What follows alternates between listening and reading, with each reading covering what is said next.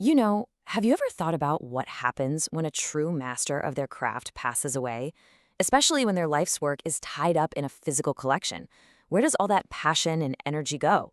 Well, that's exactly what we're diving into today with the incredible story of Judy Hall and her personal crystal collection. And this quote from Judy's daughter, Jeni, really sets the stage for everything we're about to talk about. She says, crystals carry energy and memory. I mean, that's it right there. We're not just talking about pretty rocks. We're talking about something believed to be alive with energy, history. And that's the core of this whole story. So to really get why this is such a big deal, you have to know a little bit about Judy Hall. She wasn't just some author. She was a legend, one of the world's leading experts on crystals. And this collection, well, it wasn't just any collection. This was her collection, the personal stuff she worked with and cherished. Just try to picture that for a second. Hundreds of unique crystals, each one handpicked by Judy over her entire lifetime. Each one has its own story, its own energy. It's like a library of her life's work, a real, tangible reflection of everything she knew and loved. Okay, so the big question is, why would her family ever let go of something so personal? And the answer is actually really beautiful. It all comes down to a decision they made to honor her legacy by sharing it. So, here's how it happened. Judy passed away in August 2021. Then, just 2 years later, in August 2023, the family started this incredible journey of finding new homes for her crystals. It wasn't a sudden thing. It was a really thoughtful decision to let her work and her energy keep flowing out into the world through these very pieces. And again, her daughter Jeni just hits the nail on the head. She said the collection was a gift that was always meant to be shared. They could have locked it away in a vault, right? But instead, they saw it as a way to give back to the very community that Judy adored. And you can just feel how much this means to them. For Jeni and the family, seeing these crystals go to new homes where they can continue to help and inspire people, that's incredibly comforting. It's like a piece of Judy's spirit is still out there doing its work.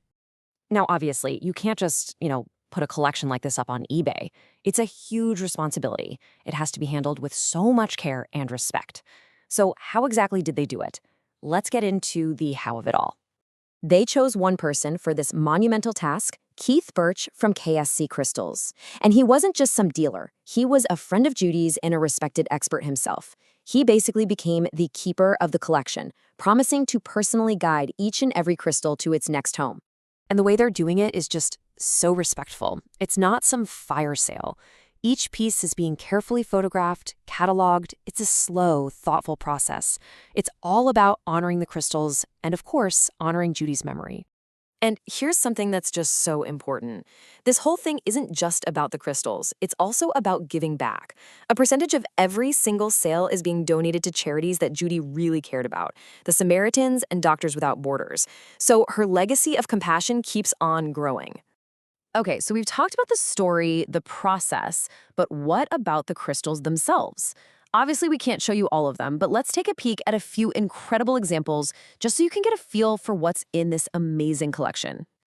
All right, first up, look at this stunning piece of azurite and malachite. In the crystal world, this combo is like a powerhouse for deep transformation. Think of it as clearing out all the mental and spiritual clutter. Now, imagine the energy on a piece like this, one that was personally used by Judy Hall herself. It's just, wow. Okay, this one is super cool. It's called a Hertfordshire pudding stone. It's basically a bunch of pebbles all naturally cemented together. People use it for grounding, for feeling connected, and the fact that this is in her collection, it just goes to show you how wide-ranging her interests were. She didn't just stick to the flashy, famous crystals. And of course, we've got a Lemurian quartz. These are sometimes called master crystals for a reason. The legend says they hold ancient wisdom, and you can supposedly access it through these little ladder-like lines on the sides. So you've got that incredible story, plus the personal history of it being one of Judy Hall's cherished pieces. That's a double whammy. So when you put it all together, what this really is the continuation of a journey. It's a story that started with Judy, was passed through her family, and is now flowing out into the wider world, into the community. And that kind of brings me to a question for you. How does a story like this land with you? I mean, what does that idea of being a guardian of something rather than just an owner really mean? What does it feel like to carry on someone's legacy of inspiration? Because that's really the heart of it, isn't it? This isn't just about a sale. It's not a transaction. It's so much more like an adoption. It's a chance to step up and become the next caretaker, the next guardian of a piece of living history that was loved and used by one of the greatest. And I think we should end on this quote from Keith Birch, the keeper himself. He calls this whole thing an invitation to explore crystals as living guides. I just love that. It's not about owning an object, it's about connecting with energy, with wisdom, and that's how you make sure a legacy like Judy Hall's truly lives on forever.